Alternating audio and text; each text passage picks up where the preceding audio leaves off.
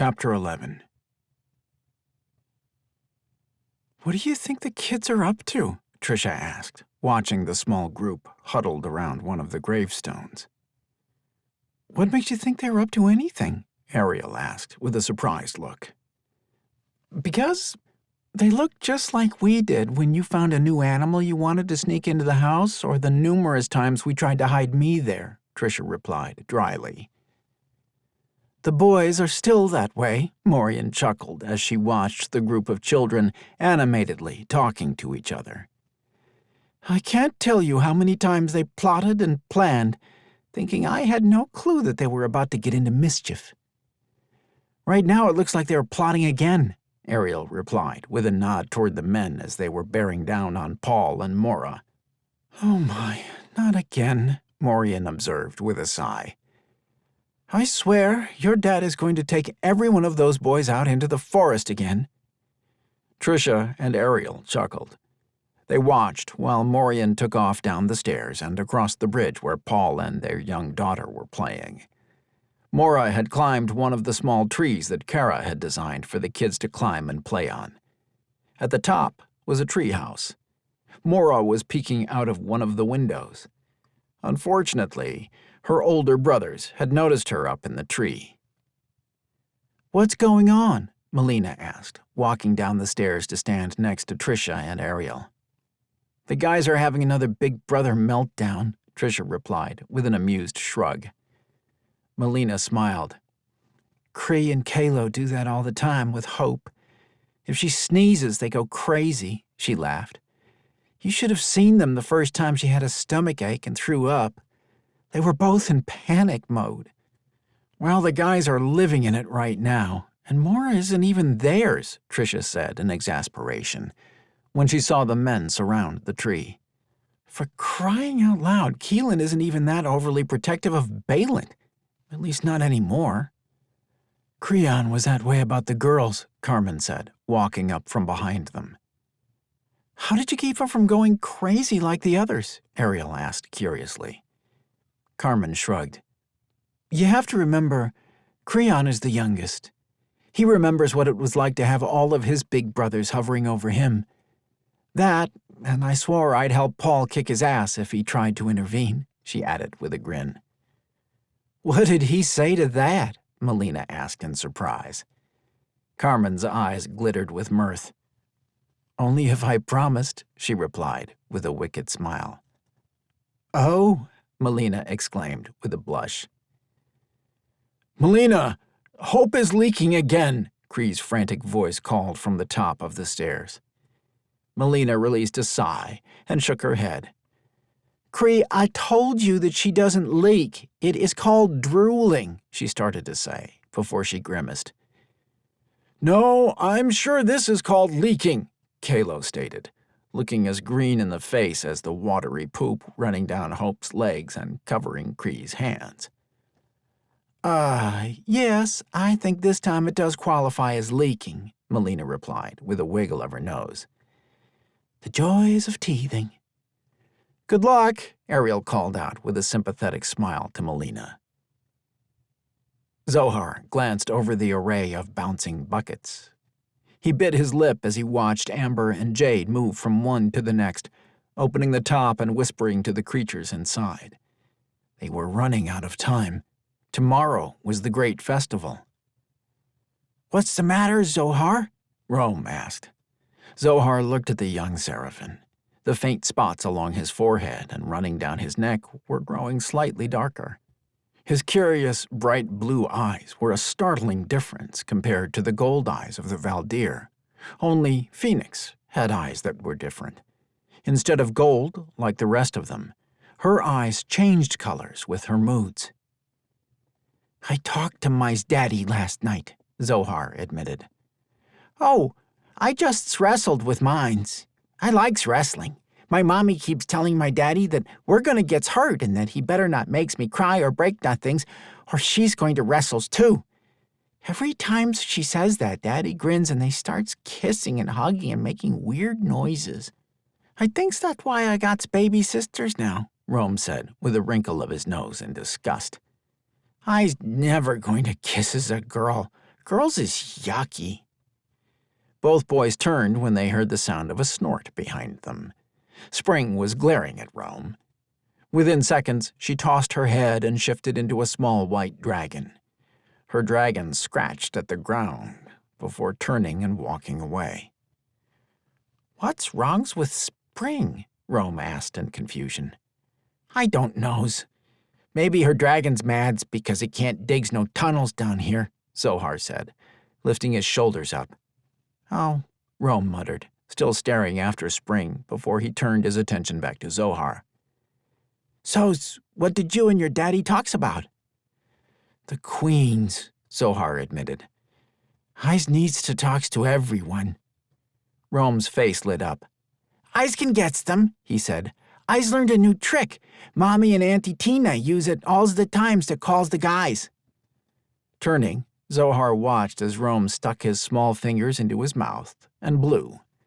A high-pitched whistle, loud enough to make Zohar's dragon wince, echoed through the graveyard. Each of the kids glanced up in surprise.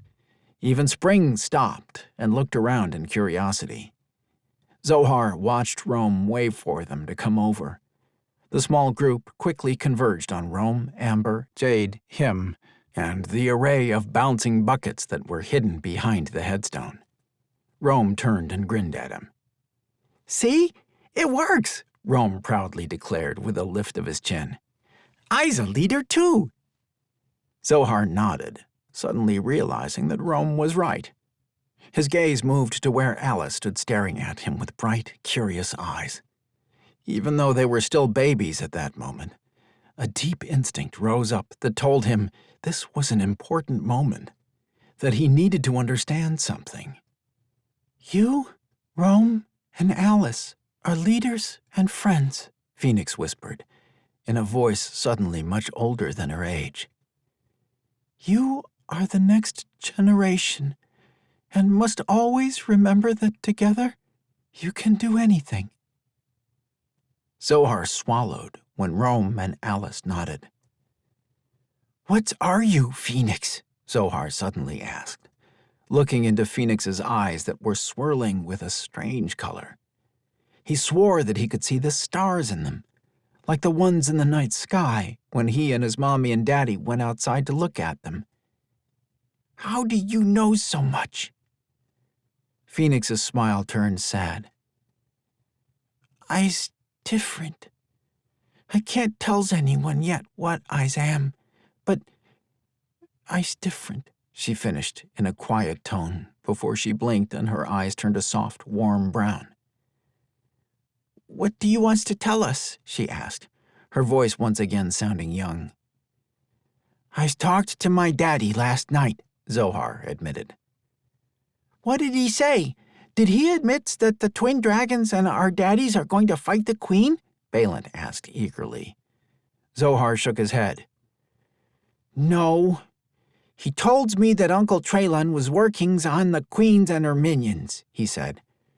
"I told him that she was going to take the babies, but he wouldn't listen to me." The group was silent for several long seconds. He looked at the bucket dancing in Jade's hands. His lips tightened with determination. It was his responsibility to save the babies. "I needs your help," he said, looking at Rome and Alice. "We's the leaders of us, and we's got to work together, like Phoenix said, to keeps the babies safe." "We's could make booby traps," Rome suggested with a frown. "I's uses them all the times to catch my daddy."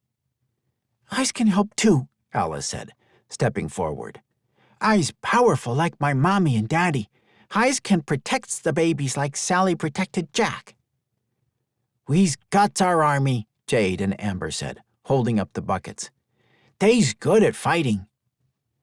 "I's can track the queen and helps Rome sets up the traps," Balin added. "I's can take the dungeon under the castle, while Phoenix takes the top," Spring suggested. Zohar turned to look at Jabir, who had remained quiet.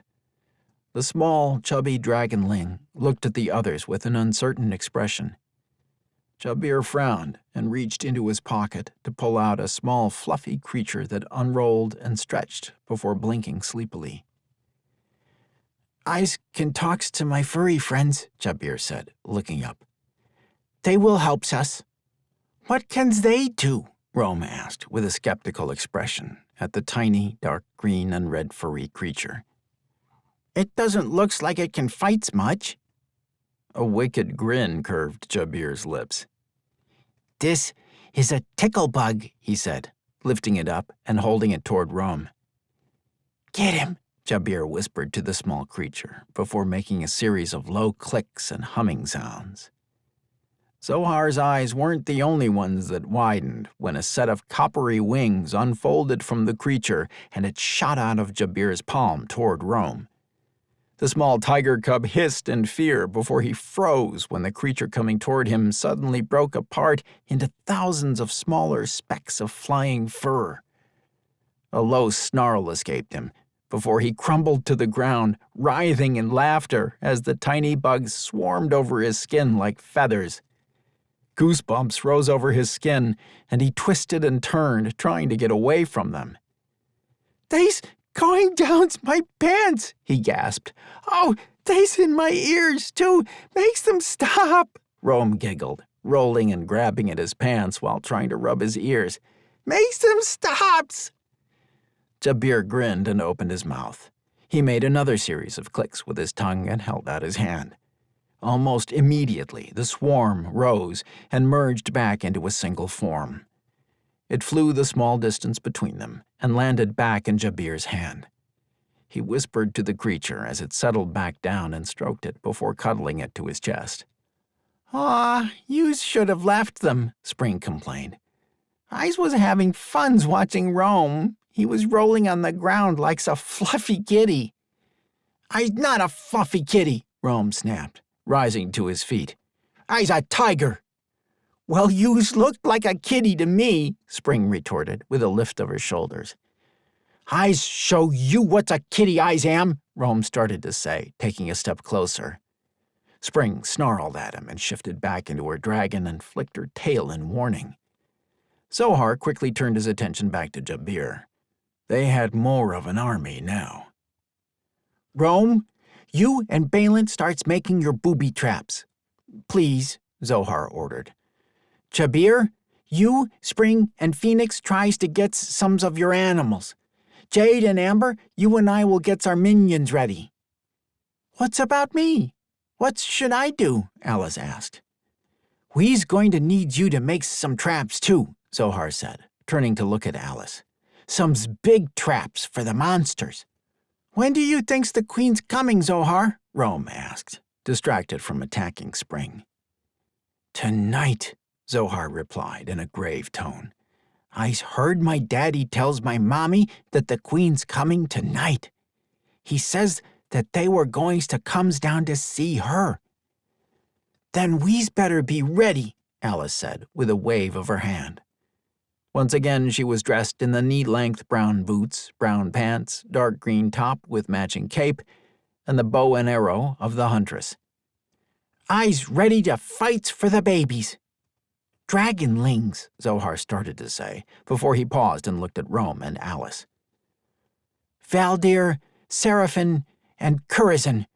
Together's forevers," he said proudly, holding out his hand.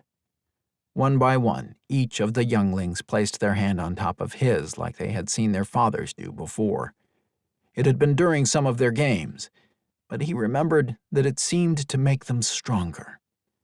At the moment, he needed all the strength he could get, because he was very, very scared. "Together's forever," the voices of the children said solemnly as they stood in the small circle.